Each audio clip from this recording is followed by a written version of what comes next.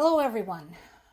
More sources today are talking about Ukraine's concerted effort to turn the tables on Russia. First of all, Ukraine launched a huge nighttime attack on a dozen Russian regions. While this only affects a fraction of Russian territory, it's nothing like when Russia unleashes an attack all over Ukraine, since Ukraine is much smaller. It is still palpable. Russian air defenses say that they intercepted 660 Ukrainian drones. Did they? That is the problem. Again, we're back to the issue of information. We're back to the issue, how do we know? We know that a Russian chemical plant has been hit. Again, chemical plants have been working hard to support Russian military and Russia's invasion of Ukraine, so that makes it a valid military object, which is exactly what happened. Another factory hit was a hydroelectric plant. Again, that is part of their energy infrastructure. Now, again, here's the point. Here's the problem. We know that if Ukraine actually hit them, we will get something. We will get photographs and so on and so forth. But until then, I say, treat this with a grain of salt. And some of the drones were once again over Moscow. At this time, no damage is reported.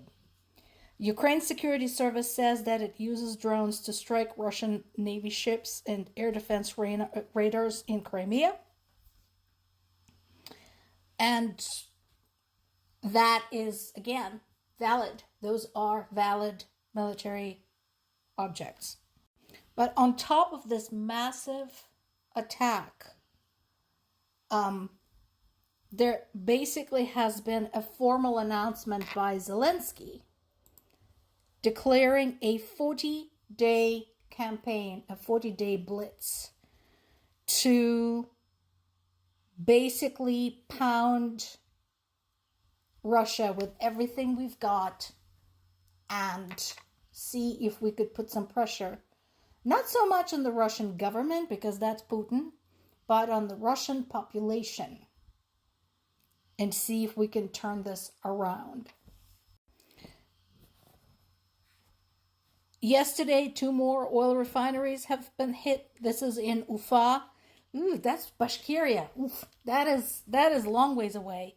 Let's see, 1,500 kilometers or 930 miles from the front lines. So they're getting farther and farther into Russian territory. And at the same time, keeping an eye on oil depots and oil refining facilities closer to home, specifically Krasnodar region, which is only 180 miles from Ukraine. And power outages continue, curfews continue in Crimea. Basically, Ukrainian strikes are imposing blackouts in the cities there, specifically in Sevastopol, which is Crimea's largest city. And there continues to be no gas, no supplies, nothing. Now, the gas shortages are also seen elsewhere, because once again, Putin can lie about it all he wants, but he cannot cancel the internet fully. And we're seeing day after day after day, dozens, hundreds of videos of Russians all over the country sitting in lines for hours. There's already a kind of economy forming around this. People are offering to fill up a canister for someone else if they pay them to sit in line for them. People would pay somebody to swap for a place farther ahead in line. So this is already happening. There has been a follow-up on the relay stations in Belarus. So we know that they're off again. So that has been done. They have been turned off, but they still have not been dismantled. Also, we know that Belarus is constructing road infrastructure and storage facilities for ammunition and fuel along Ukrainian border, which does not look good for them.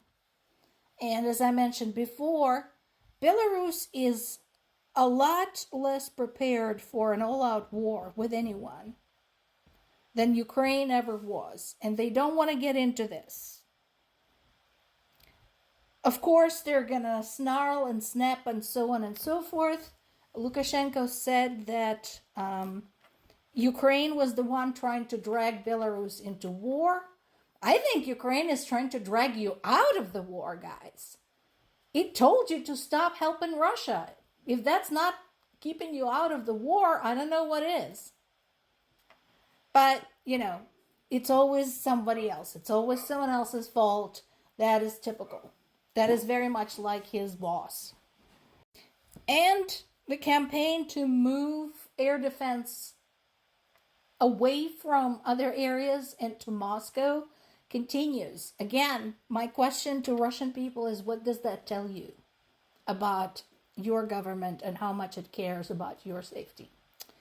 Also, on the subject of accountability, a unit commander was suspended in the Ukrainian army for allegations of abuse of soldiers. Again, I said this before. It's not that Ukraine has no problem. It has problems, multiple. But at least it acknowledges that we have problems and it is working to fix whatever is fixable under the circumstances in the conditions that exist when the country is in a state of war.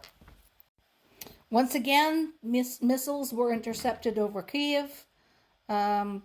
Russia continues attacking transportation. In this particular case, 3 rail locomotives, during which 1 driver was killed, and then 2 gas stations were hit as well.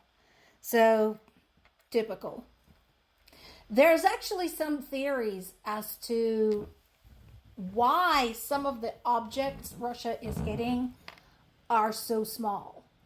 And the theory is that their guidance systems suck. And they can veer off course by 20 to 25 kilometers. Which also explains, incidentally, why a lot of that shit ends up going over the border when they're trying to shell Western Ukraine. And stuff ends up in Moldova, in Romania, and in Poland. In addition to Ukraine causing shutdowns and suspension of operations for repairs among Russian oil facilities, France had intercepted yet another oil tanker in the Mediterranean suspected of being part of Russia's shadow fleet.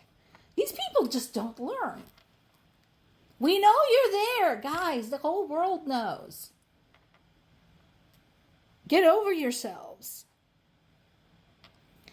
And Ukraine's Firepoint, which is responsible for the creation of Ukraine's Flamingo cruise missiles, is actively collaborating with Europe to beef up Europe's air defenses. So once again, who is your ally? More to come.